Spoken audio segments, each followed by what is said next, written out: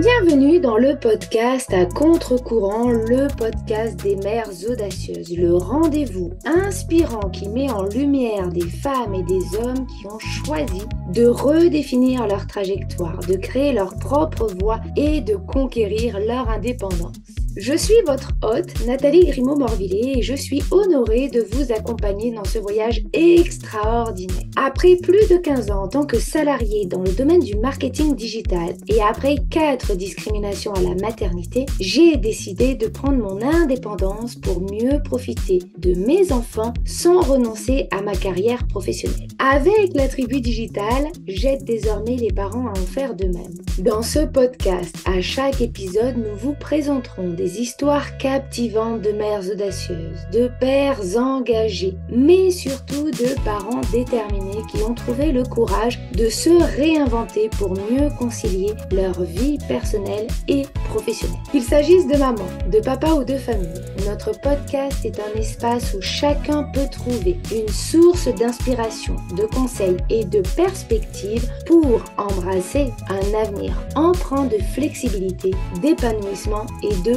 conciliation, ainsi que de succès. Si vous êtes à la recherche de nouvelles manières de penser et ou de travailler, ou encore d'astuces, c'est le podcast qu'il vous faut. Prenez dès à présent votre boisson préférée et c'est parti. Retrouvons-nous dans le nouvel épisode du jour.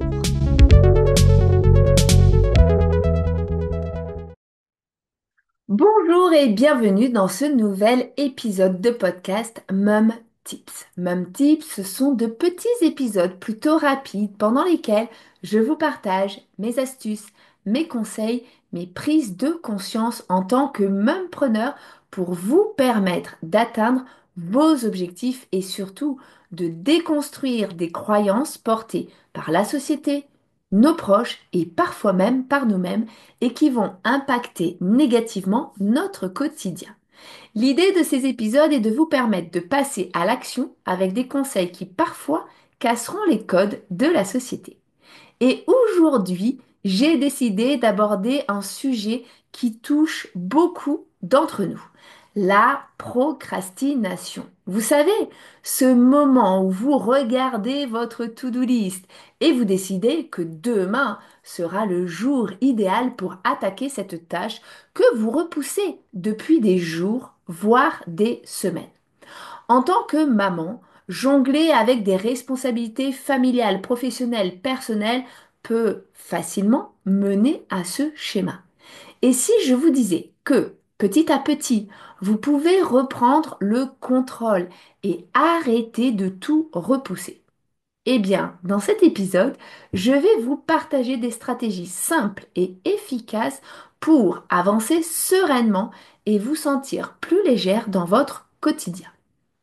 Tout d'abord, il est important de comprendre pourquoi nous procrastinons.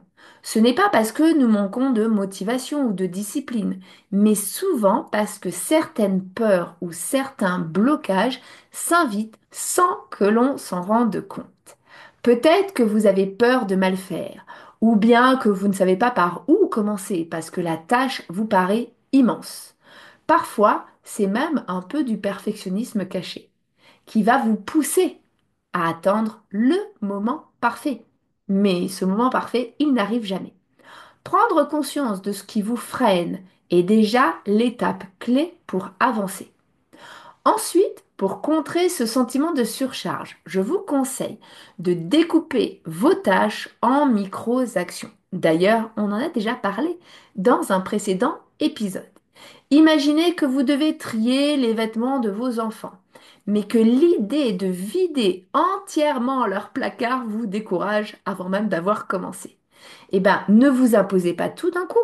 Vous pourriez, par exemple, commencer par ne vider qu'une seule étagère aujourd'hui, trier une pile demain et ranger le reste le surlendemain. Découper vos projets en petites étapes les rend beaucoup plus accessibles et surtout beaucoup moins intimidants. Une autre astuce très efficace, c'est d'appliquer la règle des 2 minutes.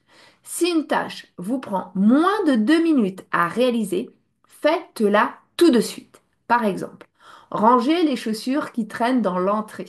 répondre à un message rapide ou jeter ce papier qui traîne sur la table, ces petites actions rapides vous aident à désencombrer votre esprit et vous donnent un sentiment de satisfaction immédiat. Dans le cas de tâches qui demandent un petit peu plus de temps et de concentration, il peut être utile de planifier des créneaux dédiés dans votre agenda. Même si ce n'est que 15 minutes, cela suffit pour avancer sur quelque chose qui traîne. Vous pouvez utiliser un minuteur ou la méthode Pomodoro, 25 minutes de travail concentré, 5 minutes de pause. Prévenez également votre entourage, si possible, que pendant ces minutes, vous avez besoin de ne pas être dérangé. Et vous verrez que ces petits blocs de temps focalisés peuvent faire des merveilles. Enfin, pensez à vous récompenser chaque fois que vous terminez une tâche que vous aviez repoussée, même si elle est toute petite. Prenez un moment pour célébrer cette victoire. Cela peut être une tasse de café savourée tranquillement, 5 minutes pour lire un livre ou simplement un instant pour reconnaître à sa juste valeur ce que vous avez accompli. Votre cerveau va associer peu à peu l'action à une sensation agréable et ça va vous motiver pour la fois d'après. Vous l'aurez compris, il est possible de sortir du cycle de la procrastination en faisant de petits ajustements dans votre quotidien. Prenez quelques minutes dès aujourd'hui pour réfléchir à une tâche que vous repoussez depuis trop longtemps. Peut-être qu'en utilisant une de ces techniques que je viens de vous partager, vous pourrez vous en débarrasser plus vite que vous ne le pensiez. Alors pourquoi ne pas essayer l'une de ces pratiques dès à présent et nous dire en commentaire si elle a fonctionné pour vous? Ou alors tout simplement nous partager vos propres techniques. Et puis bien sûr, si cet épisode vous a inspiré, n'hésitez pas à le liker, le commenter ou tout simplement à le partager avec une amie, une collègue ou une autre maman qui en aurait besoin. Vous pourriez être à l'origine d'un changement radical. Dans tous les cas, merci à chacune et à chacun d'avoir écouté cet épisode. À très vite pour un prochain épisode et d'ici là, prenez soin de vous.